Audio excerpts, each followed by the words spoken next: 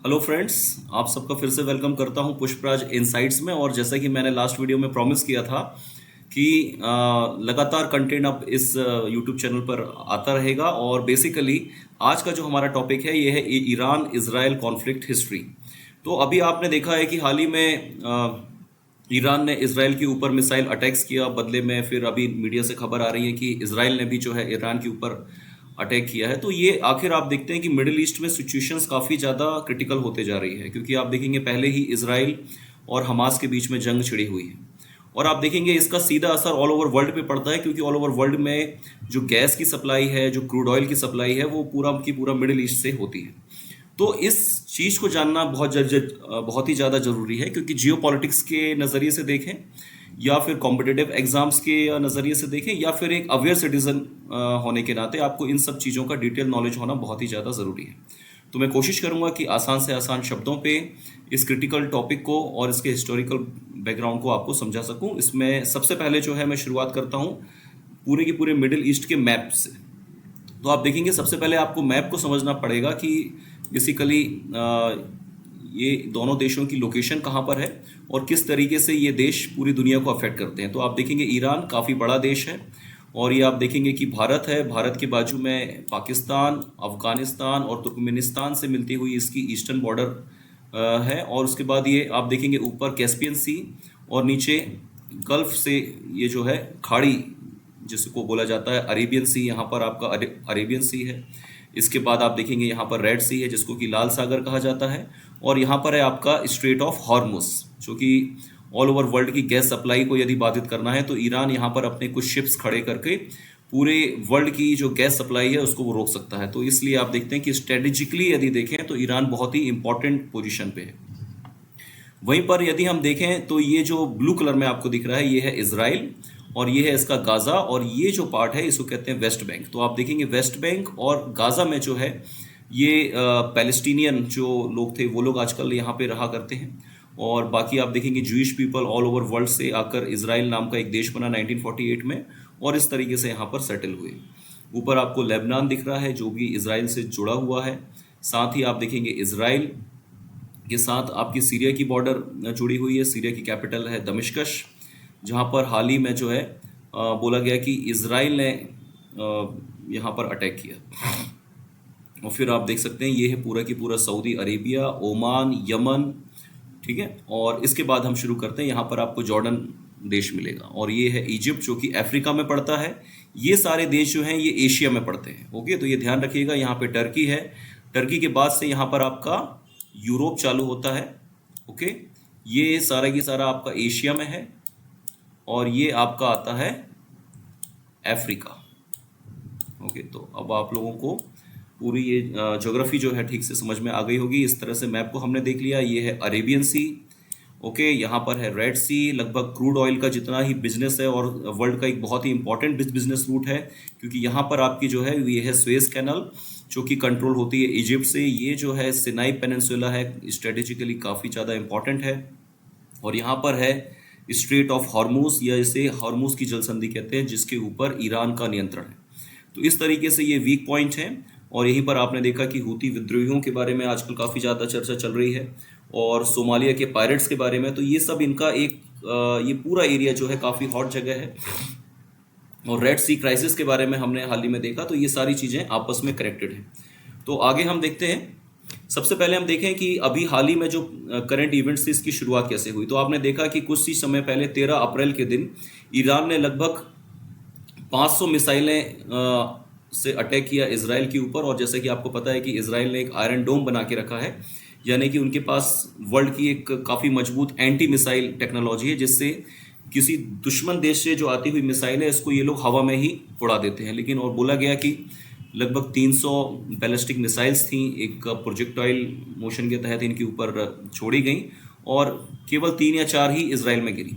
और बदले में हमने देखा कि अभी हाल ही में मीडिया रिपोर्ट्स ये कह रही हैं कि इसराइल ने अटैक किया है कहाँ पर, इस्फहान की यदि मैं बात करूं तो इस्फहान जो है एक बहुत बड़ा ईरान का एयर बेस है, और यहाँ पर इनकी कई सारी न्यूक्लियर फैसिलिटीज़ हैं। तो इसलिए स्ट्रेटेजिक पॉइंट ऑफ से बहुत ही इंपॉर्टेंट था ईरान का।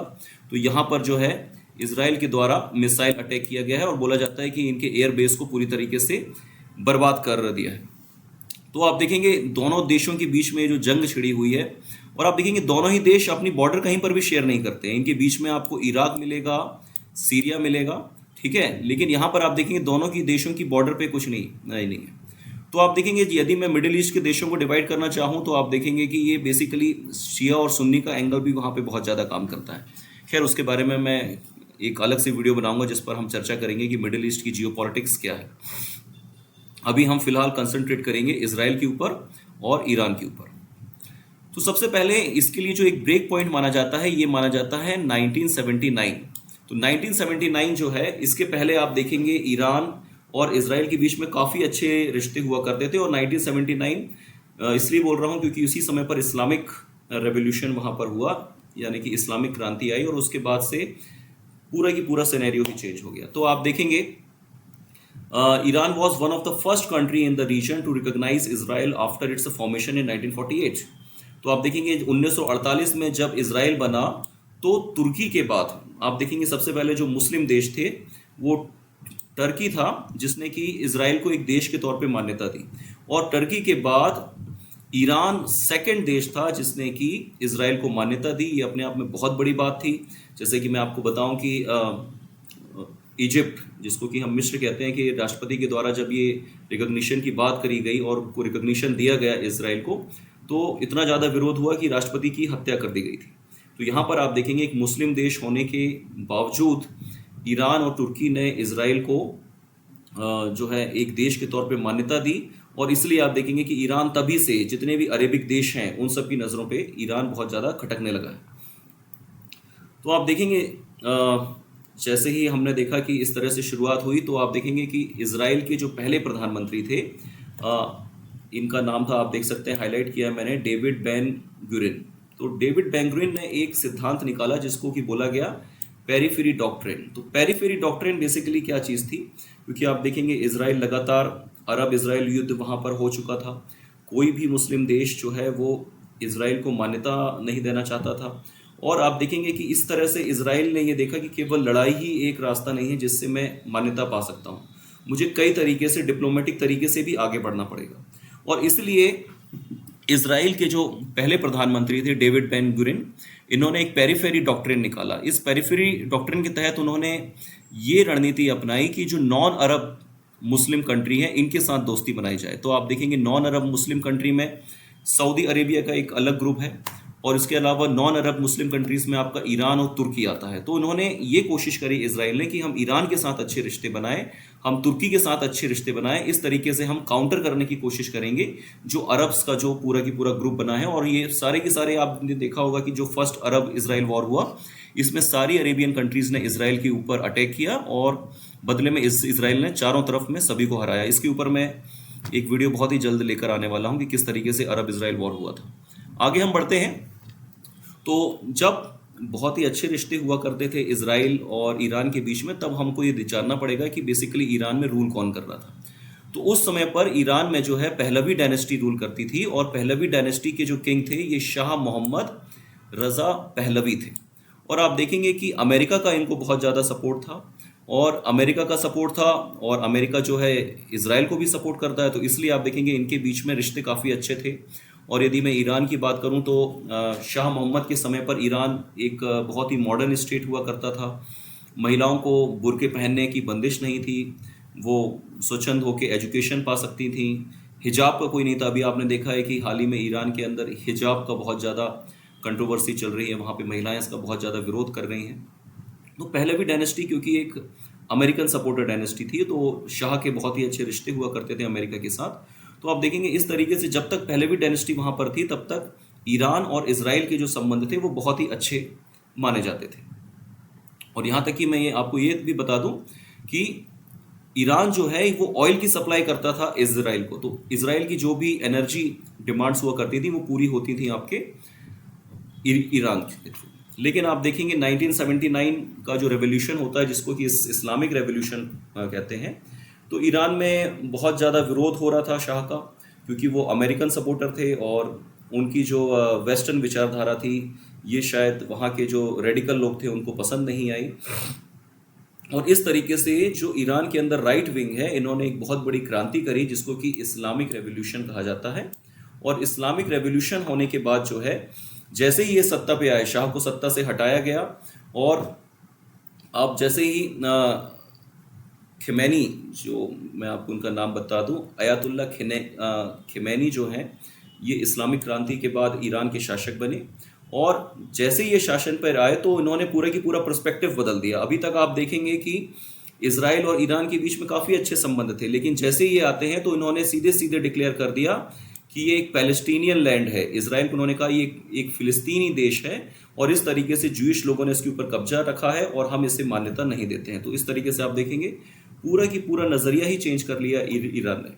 और जैसे ही अयतुल्ला खिमैनी सत्ता पर बैठे तो इन्होंने इसराइल को लिटिल सैटन यानी कि छोटा शैतान कहा, जबकि बड़ा शैतान कहा अमेरिका को। और इन्होंने ये कहा कि अमेरिका और इसराइल लगातार इंटरफेयर कर रहे हैं पूरे के पूरे अरेबियन पेनिनसुला के ऊपर, और ये इंटरफेरेंस बर्दाश्त नहीं किया जाएगा। हमारी खुद की नीतियां होंगी, हमारा खुद का इस्लामिक कल्चर है, और हम अपनी नीतियों के हिसाब से चलेंगे, ना कि अमेरिका की बनाई हुई नीतियों के हिसाब से। तो इस तरीके से जो डिप्लोमेटिक रिलेशनशिप थे वो पूरी तरीके से ख़त्म हो गए ईरान और इसराइल के बीच में। और अयतुल्ला खिमैनी के आने के बाद से पूरा की पूरा रुख ही बदल गया ईरान का इसराइल के प्रति। आगे हम देखते हैं कि यहाँ पर ईरान में क्रांति हुई, वहीं पर आप देखेंगे कि इजिप्ट ने भी बहुत बड़ा निर्णय लिया। इजिप्ट में आप देखेंगे वहाँ के जो एक लीडर थे गमाल अब्दल नासर, तो गमाल अब्दल नासर ने एक डॉक्ट्रिन निकाला, इन्होंने भी एक सिद्धांत निकाला जिसको कि बोला गया पैन अरेबिज्म। तो पैन अरेबिज्म के अंदर बेसिकली ये बात उन्होंने कही कि इसराइल को क्योंकि काउंटर करना है। तो आप देखेंगे इसराइल को काउंटर करने के लिए कई तरह के सिद्धांत और कई तरह के डॉक्ट्रिन अपनाए जा रहे थे, लोगों को एकजुट किया जा रहा था। क्योंकि आपने देखा कि फर्स्ट अरब इसराइल वॉर में सारे के सारे अरब देश हारे थे, तो इनको पता था कि केवल लड़ाई के थ्रू इसराइल को नहीं जीता जा सकता, इसराइल को चारों तरफ से काउंटर करना पड़ेगा, हर तरीके से इसराइल को काउंटर करना पड़ेगा। तो इसके लिए इन्होंने ये नीति अपनाई कि जितने भी अरेबिक मुल्क हैं, इन अरेबिक मुल्कों के अंदर भाईचारा बढ़ाया जाए, संस्कृति के आधार पर, वहाँ के कल्चर के आधार पर, वहाँ के खान पान के आधार पर, वहाँ पर जो भी पूजा पाठ की मान्यता होती है, उनकी जो बिलीफ सिस्टम है, और उनकी जो बिजनेस नीड्स हैं, उनके जो कॉमन गोल्स हैं, उन सबको एकजुट करते हुए इस तरीके से इन्होंने पैन अरेबिज्म में एक मूवमेंट चलाया। इसके तहत उनकी ये कोशिश थी कि बेसिकली ईरान को अलग किया जाए। क्योंकि आप देखेंगे कि जितने भी अरेबिक मुल्क थे ये ईरान को पसंद नहीं करते थे। क्योंकि आप देखेंगे अयतुल्ला खिमैनी जब वहाँ पर शासन में बैठे तो ईरान एक शिया मुल्क है, और ज़्यादातर अरब कंट्री जो हैं ये आपके सुन्नी संप्रदाय से आते हैं, सुन्नी को अपने आप को ही डिक्लेयर करते हैं। तो आप देखेंगे इस तरीके से, आप देखेंगे जो अरेबिज्म, पैन अरेबिज्म मूवमेंट चला, इसके अंदर Saudi Arabia, Syria, Iraq, Jordan, यहाँ पर आप देखेंगे इजिप्ट, सूडान, लीबिया, अल्जीरिया, इस तरीके से इन सारे देश, इसमें ओमान भी है, यमन भी है, यूएई भी है, इन सबको शामिल किया गया। और इस तरीके से इन्होंने कहा कि एक समय पे ईरान ने इसराइल का बहुत साथ दिया था, और ईरान ने ही मान्यता दी थी इसराइल को, इसलिए ईरान को जो है किसी भी तरीके से अलग थलग करने की कोशिश करी गई। क्योंकि एक शिया देश था, साथ ही इसने इसराइल का साथ दिया था।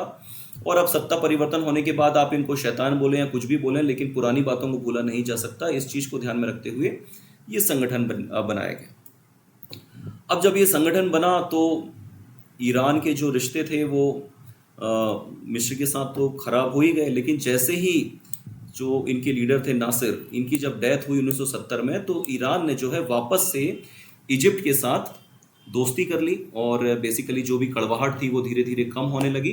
क्योंकि ईरान को पता था कि मुझे यदि इसराइल को काउंटर करना है, मुझे यदि इसराइल को हराना है और पूरे के पूरे अरेबियन पेनिनसुला में अपना दमखम बढ़ाना है, तो मैं अकेले नहीं रह सकता, मुझे कई सारे मित्र बनाने पड़ेंगे। और जैसे ही नासिर की डेथ हुई, ईरान ने दोस्ती का हाथ बढ़ाया इजिप्ट की तरफ, और इस तरीके से उनके जो रिश्तों में जो खटास थी वो कुछ कम हुई। दूसरा, ईरान ने आप देखेंगे कंसंट्रेट किसकी तरफ किया, इराक के ऊपर। आप ये देख रहे हैं इराक, ठीक है। तो इराक के जो नॉर्दर्न पार्ट है, यहाँ पर जो है आप देख सकते हैं, यहाँ पर कुर्दिस्तान की मांग बहुत ज़्यादा चल रही है। यहाँ पर एक कम्युनिटी है, इस कम्युनिटी की एक वुमेन फाइटर की फोटो मैंने यहाँ पर डाल रखी है, कुर्द। तो ये अपने आप को कुर्द कहते हैं, और यहाँ पर एक सेपरेट मुल्क चाहते हैं, और इराक के लिए एक बहुत ही बड़ा सरदर्द है। और इनको जो आर्म की सप्लाई करता है ये ईरान करता है। क्योंकि जैसे कि मैंने बताया, अरब और ईरान जब ये दोनों में दुश्मनी हो गई, तो ईरान ने छद्म युद्ध के तहत या प्रॉक्सी वॉर के तहत ये इस तरह के जो कई सारे मिलिशिया ग्रुप थे, इनको आर्म्स देने शुरू किए। और ये कुर्द जो लोग हैं, ये बड़े गजब के फाइटर होते हैं। अभी जब आईएसआईएस का जो मैटर हुआ था, आपने देखा कि आईएसआईएस जो है सीरिया में जन्मा, तो इस आईएसआईएस को सबसे ज़्यादा टक्कर देने वाली ये कुर्दिश वुमेन फाइटर्स थी। और उस समय पर आप देखेंगे इन वुमेन फाइटर्स के अंदर काफ़ी डेयरिंग होती है, ज़्यादा बहुत ही मॉडर्न तरीके से ये लोग रहते हैं, वेस्टर्न का बहुत ज़्यादा इन्फ्लुएंस है इनके कल्चर पे। और इस तरीके से ये जो है इनकी लड़ाई यहाँ पे इराक, सीरिया सब जगह पे चल रही है और एक एक सेपरेट देश की मांग कर रहे हैं।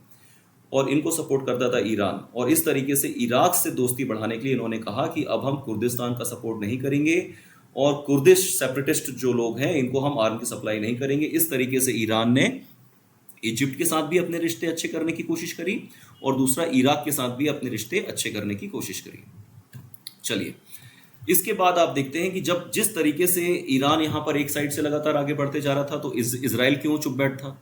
इजराइल ने भी जो है एक प्रॉक्सी वॉर छेड़ दी। और इस तरह से आप देखेंगे 1979 के बाद इजराइल जो है, जैसे ही उन्होंने देखा कि ईरान अब हमारा सपोर्ट नहीं करता, खिमैनी की सरकार है, वो हमको जो है छोटा शैतान बोल रहे हैं, तो उन्होंने भी एक तरह से युद्ध यहाँ पर छेड़ दिया। तो आप देखेंगे ईरान और इजराइल के बीच में लगातार रिश्ते खराब होते गए और इसी का नतीजा ये निकला कि आप देखेंगे लगातार मिलिट्री जो है दोनों देशों के बीच में इस तरह के अटैक्स होने लगे। और ये अटैक्स डायरेक्ट तो नहीं थे, लेकिन कई दूसरे तरीके से ये जो है डिप्लोमेटिक तरीके से एक दूसरे को जो है जिसको हम कहते हैं प्रॉक्सी वॉर, है ना, जिसमें जैसे कि आप देखेंगे अमेरिका जो पाकिस्तान और भारत के बीच में एक प्रॉक्सी वॉर छिड़ी हुई है, जिसमें कि पाकिस्तान जो है खालिस्तान का सपोर्ट करता है और जो कश्मीरी सेपरेटिस्ट हैं उनका सपोर्ट करता है, उनको हथियार देता है। इसी तरीके से इजराइल और ईरान में भी वॉर छिड़ गई। और इस तरीके से इजराइल जो है लगातार कई सारी न्यूक्लियर फैसिलिटीज़, ईरान के बारे में मैं आपको बता दूं, ईरान एक बहुत ही पढ़ा लिखा मुल्क है, बहुत ही डेवलप्ड नेशन है और यहाँ पे इनके पास काफ़ी अच्छे साइंटिस्ट हैं और जिनको कि मारने का काम किया इजराइल ने। तो इजराइल के आप की जो गुप्तचर एजेंसी है, जिसको कि मोसाद के नाम से जानते हैं, सबसे खतरनाक एस्पिनेज एजेंसी मानी जाती है, इसने जो है ईरान के लगातार जो साइंटिस्ट थे उनको टारगेट करना शुरू किया। और हाल ही में 2-3 साल पहले आप देखेंगे ईरान के जो सुप्रीम मिलिट्री कमांडर थे सुलेमानी, उनको भी जो है स्नाइपर अटैक के तहत लगभग 2 किलोमीटर दूर से गोली मारी गई। और इस तरीके से इजराइल ने डायरेक्ट वॉर न लड़ते हुए एक प्रॉक्सी वॉर छेड़ दी ईरान के खिलाफ। तो आप देखेंगे ईरान को और कमजोर करने के लिए, क्योंकि ईरान लगातार अपनी न्यूक्लियर फैसिलिटीज़ को डेवलप कर रहा था, न्यूक्लियर यूरेनियम को जो है वो लगातार संवर्धित करते जा रहा था, तो अमेरिका और इजराइल इन दोनों ने जो है एक सॉफ्टवेयर डेवलप किया जिसको कि बोला गया स्टक्सनेट। और स्टक्सनेट सॉफ्टवेयर जो है ये बेसिकली जितने भी ईरानियन न्यूक्लियर फैसिलिटी थी वहाँ पर ये सॉफ्टवेयर वहाँ पे छोड़ा गया। एक तरह से सॉफ्टवेयर अटैक था जिसको कि विश्व का पहला सॉफ्टवेयर अटैक बोला जाता है। और इस तरीके से पूरे के पूरे ईरानियन न्यूक्लियर प्रोग्राम को खत्म करने की कोशिश यूएस और इजराइल के द्वारा करी गई। और कई सारी मीडिया रिपोर्ट्स में आया, हालांकि भाई कोई भी देश ये स्वीकार नहीं करेगा कि ये साइबर अटैक हमने किया, लेकिन कई सारी मीडिया रिपोर्ट्स में ये लगातार आया कि ये जो यूएस और इजराइल ही इस साइबर अटैक के पीछे थे। और इस तरीके से ये आप देख सकते हैं कार्टून में, यहाँ पर मैंने एक्सप्लेन करने की कोशिश की है कि किस तरीके से इस सॉफ्टवेयर के तहत जो है ईरान के न्यूक्लियर प्रोग्राम को रोकने की कोशिश करी गई। आगे हम देखते हैं कि ईरान भी कहाँ चुपचाप बैठने वाला था। तो आप देखेंगे Iran meanwhile is seen as responsible for funding and supporting several militant group. तो आप देखेंगे ईरान ने भी एक प्रॉक्सी वॉर छेड़ दी। तो आप देखेंगे इराक के अंदर, लेबनान के अंदर एक हिजबुल्ला संगठन, आतंकवादी संगठन है। फिर आप देखेंगे इजराइल के अंदर गाजा के अंदर आप देखेंगे हमास, और यमन के अंदर हूती। तो ये जो आतंकवादी संगठन है, हिजबुल्ला हो गया, आपका हमास हो गया, यहाँ पर यमन के अंदर हूती विद्रोह हो गया, ठीक है, इन सबको आर्म सप्लाई करने का काम करता है ईरान। और इस तरीके से कोशिश करता है कि इन संगठनों के तहत इजराइल को लगातार काउंटर किया जाए, इजराइल को लगातार परेशान किया जाए। हाल ही में अभी आप देखेंगे कि एक मालवाहक जहाज, जैसे कि मैंने बताया, ये एक बहुत ही इंपॉर्टेंट ट्रेड रूट है। यहाँ पर एक मालवाहक जहाज चूँकि जिसके ऊपर इजराइल के भी शेयर थे, वहाँ पर हूती जो लुटेरे हैं ये हेलीकॉप्टर से उस जहाज के ऊपर उतरे और इस तरीके से उस जहाज के ऊपर इन्होंने कब्जा कर लिया था। तो आप देखेंगे एक बड़ा ही उसी को कहा गया था आपका रेड सी क्राइसिस। और इस तरीके से जो हूती लोग थे इन लोगों ने इस पूरे जगह पर जो है आतंक मचा के रखा हुआ है। और इन सबको सपोर्ट कौन करता है? ईरान।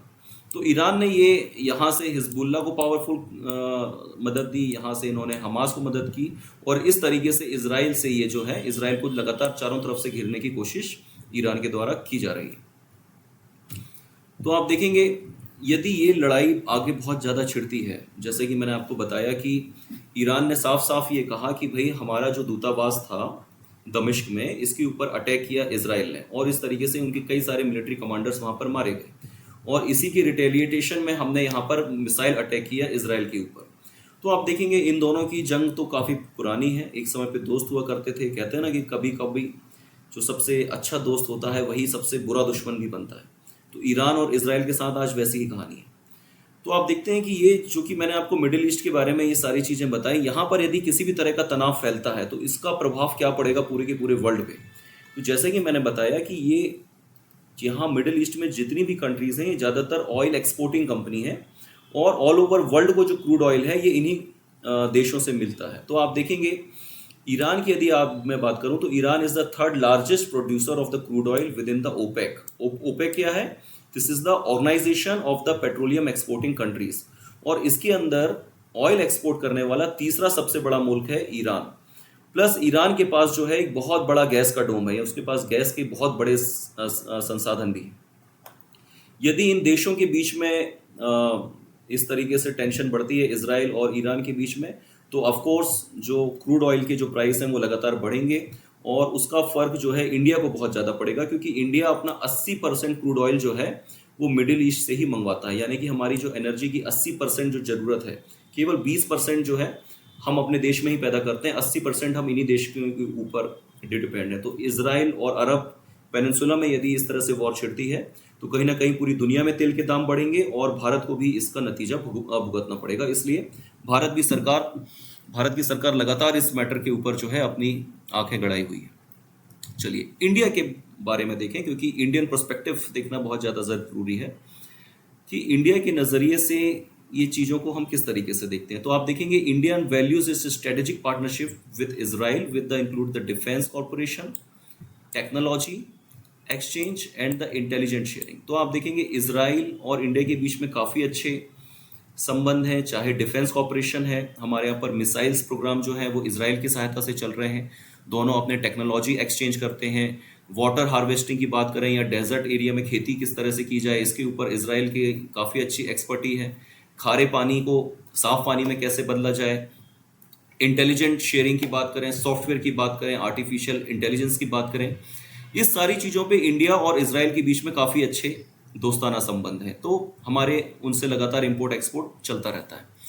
फिर आप देखेंगे यदि हम ईरान के साथ बात करें तो ईरान के इंडिया के साथ भी जो है बहुत ही अच्छे संबंध हैं, क्योंकि लगातार हम जैसे कि मैंने बताया कि हमारी जो नेचुरल गैस है उसकी बहुत ज़्यादा सप्लाई ईरान से होती है।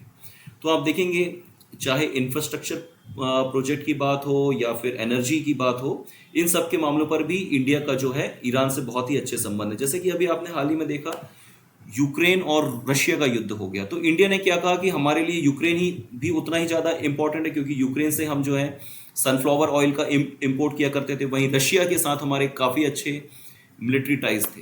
तो इंडिया जो है वहाँ पर न्यूट्रल रहने की कोशिश करता है। ठीक इसी तरीके से यहाँ पर इसराइल और ईरान के बीच में इंडिया न्यूट्रल रहने की कोशिश कर रहा है, क्योंकि दोनों से ही इंडिया के हित जुड़े हुए हैं। और ऑफ कोर्स यदि मिडिल ईस्ट में किसी भी तरह की अनसर्टेनिटी होती है, किसी भी तरह का डिस्टर्बेंस होता है, तो उसका सीधा असर जो है इंडिया को होगा। और हमने देखा है कि मिडिल ईस्ट में काफ़ी ज़्यादा इंडियन डायस्पोरा रहते हैं, यानी कि भारत से काम करने वाले काफ़ी लोग जो हैं वो पूरे मिडिल ईस्ट में बसे हुए हैं। तो उनकी सेफ्टी को भी इंडिया को इंश्योर करना है, इसलिए इंडिया जो है इस मामले पे बहुत ही ज़्यादा कंसर्न है और बहुत ज़्यादा डिलेमा में भी है कि किसका साथ दें, आखिर इसराइल का साथ दें या फिर ईरान का साथ दें। तो फाइनली आप देख सकते हैं ये इस पूरे जो वीडियो थे इसके दौरान मैंने आपको समझाने की कोशिश करी कि आखिर ईरान और इसराइल के बीच में इतना टेंशन क्यों है और इसका एक हिस्टोरिकल बैकग्राउंड क्या था। तो आप देख सकते हैं कि यहाँ पर यदि मैं एक अमेरिका का व्यू देखूँ तो अमेरिका में अभी हाल ही में चुनाव आने वाले हैं, और इसलिए अमेरिका इस मुद्दे को बहुत ही ज़्यादा इंटरफेयर नहीं कर रहा, क्योंकि आप जानते हैं कि अमेरिका की जनता जो है ये लगातार इस चीज़ से बहुत गुस्से में है कि अमेरिका पूरी दुनिया में के मुल्कों में अपना इंटरफेयर करता है, और इसलिए अमेरिका में जो है ये इकोनॉमिकल क्राइसिस आ रहे हैं। इसलिए अमेरिका अभी यहाँ पर शांति बनाया हुआ है, वो देख रहा है कि मैटर को जो है बातचीत से यदि सुलझाया जा सके तो ये बहुत ही अच्छा होगा। भारत के लिए बहुत ही ज़्यादा डिलेमा की इस स्थिति है, क्योंकि हम इजराइल को मान्यता भी देते हैं, उसको सपोर्ट भी करते हैं। ईरान भी हमारा बहुत क्लोज अलाय है, और आप देखेंगे गैस की आपूर्ति के लिए हम बहुत ज़्यादा ईरान के ऊपर क्रूड ऑयल के लिए भी डिपेंड करते हैं। और सांस्कृतिक और बुद्धि इंटेलेक्चुअल रिश्ते ईरान के साथ हमारे यहाँ पर हमेशा से बहुत ही अच्छे रहे हैं। जो शर्की डायनेस्टी थी हमारे यहाँ पर, ये इसका सीधा सीधा संबंध ईरान के साथ था। और ईरानियन आर्किटेक्चर आपको कई सारी इंडियन बिल्डिंग्स में देखने को मिल जाएगा। तो इस तरीके से आप देखेंगे इस सारे वीडियो को हमने समझने की कोशिश करी, और इस तरीके से मैंने मेरा एक छोटा सा प्रयास था कि आसान से आसान शब्दों पे जो भी प्रेजेंट में हो रहा है इसका क्या हिस्टोरिकल रीज़न है, क्योंकि उसका हिस्टोरिकल बैकग्राउंड हम जान पाएंगे तभी हम इसके फ्यूचर को प्रिडिक्ट कर पाएंगे। तो ऑल ओवर वर्ल्ड में जो ऑयल के क्राइसिस हैं, जिससे कि पूरी की पूरी देशों की इकोनॉमी चलती है, इसको किस तरीके से इस्टेब्लिश किया जाए, इसके लिए इन सब मैटर्स के ऊपर निगाह रखना और इसके ऊपर एक समझ रखना बहुत ही ज़्यादा ज़रूरी है। इसी तरह के टॉपिक्स मैं लगातार आपके सामने लाते रहूँगा। अपना सपोर्ट मुझे देते रहिए और हमेशा सीखते रहिए, क्योंकि सीखना ही सफलता की कुंजी है। जैसा कि मेरे लोगों में लिखा हुआ है, insight that matters in minutes. किसी भी मैटर के अंदर उसका गहन विश्लेषण करना बहुत ज़्यादा ज़रूरी है। इसी से आप एक अवेयर नागरिक बनेंगे, और इसी से आप जो है फ्यूचर में बहुत अच्छा कर पाएंगे। तो इसी तरह के मेरे और भी वीडियोस लगातार आते रहेंगे, तो आप मुझे अपना सपोर्ट देते रहिए। Thank you so much.